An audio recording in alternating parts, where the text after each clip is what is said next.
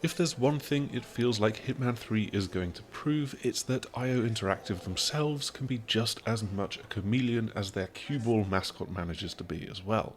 With a James Bond game in their future, the team will have to adapt to a much more cavalier style of gameplay than has been found through their long-running Hitman series, where Agent 47's eternal patience is mirrored through his stern but emotionless face. Okay, I know I'm putting the cart in front of the horse by talking about their next big game, but you can't help but see the hints of their growing ambition in the opening level of Hitman 3, which is the climax to their World of Assassination trilogy. This first mission sees Agent 47 having to infiltrate the tallest building in the world, its upper floors piercing through the clouds, and its gleaming gold decor sure to appeal to a certain kind of egotistical maniac.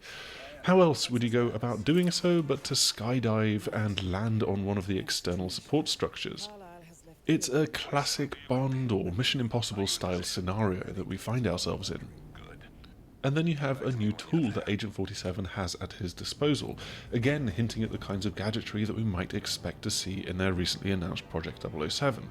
A camera phone that can hack digital locks is something that Q would dismissively hand over to James Bond, although it does admittedly also seem like something that anyone and everyone in the near future setting of Watch Dogs Legion can get their hands on.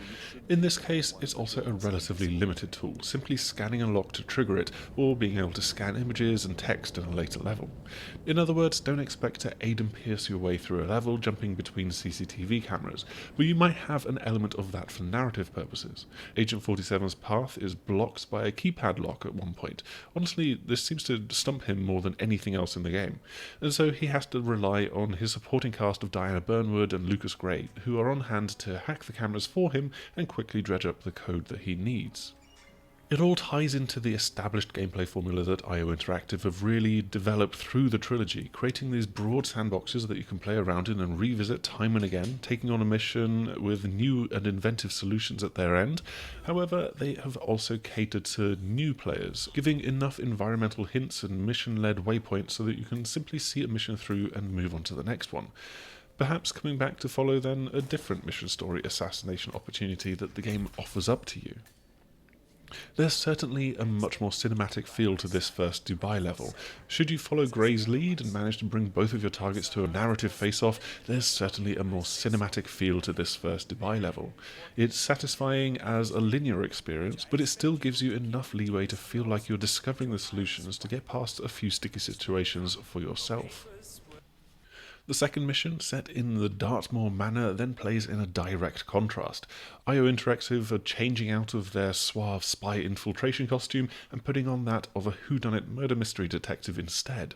Again, you have total freedom to go off the rails here to explore all of the different opportunities, but the central premise flips the script on a typical Hitman mission, as Agent 47 has to put on the outfit of a brilliant detective and then scour a luxurious manor house for clues, interrogating the whole family of suspects, and then finding enough evidence that you can pin a murder on one of several people. This murder, I should point out, occurred before Agent 47 arrived. It's actually surprisingly tricky to find all of the necessary clues, and rounding off the various alibis to figure out who actually done it. Along the way, though, you might find enough evidence to pin it on someone else, and just get to your real goal in the manor, which is to perform a second murder. You probably won't be sticking around long enough to solve that one, though. But again, you might be coming back, and IOI really would like you to do so. As in the last two Hitman games, you earn level mastery through playing and replaying each level, which unlocks new options to let you spawn at different points with different disguises, have equipment drops for you to access once you've got past security, and so much more. There's also escalation missions, which will give you completely different targets and tasks within the same sandbox, not to mention that there will be the return of elusive targets, the time-limited events where you have just a single attempt to reach your target and get out of there alive. Added to that is just a little slice of the kind of environmental growth that you might associate with a Soulslike. Now, as you play through a level, you might be able to open up new pathways, dropping a ladder, opening a locked door or access point, which you can then take advantage of the next time you play the level. It rewards exploration, and it's a natural extension to the other gradually growing range of options that you have while playing, even if none of them make any kind of sense for a game without a multiverse theory at its narrative core. Playing these two opening levels really gave me a taste of what's to come from this game. There's the drama of the overarching story and the revenge that's being wrought upon Providence, as detached as that tale can sometimes still feel from the moment-to-moment gameplay. And right off the bat, there's two very different feeling levels that leave me excited to see the kinds of directions that IO Interactive might be taking through the rest of the game as well. It really feels like the culmination of this trilogy, but with IO able to take those fundamentals of their gameplay formula and play with them in new and interesting ways. Hitman 3 is coming out on the 20th of January in just a couple of weeks, and it's going to be available on pretty much everything. That means you've got PlayStation 5, PlayStation 4 with PlayStation VR support, Xbox Series X and S, Xbox One, Microsoft Windows, Stadia, and Nintendo Switch as well, where you'll be playing off a cloud-based version of the game.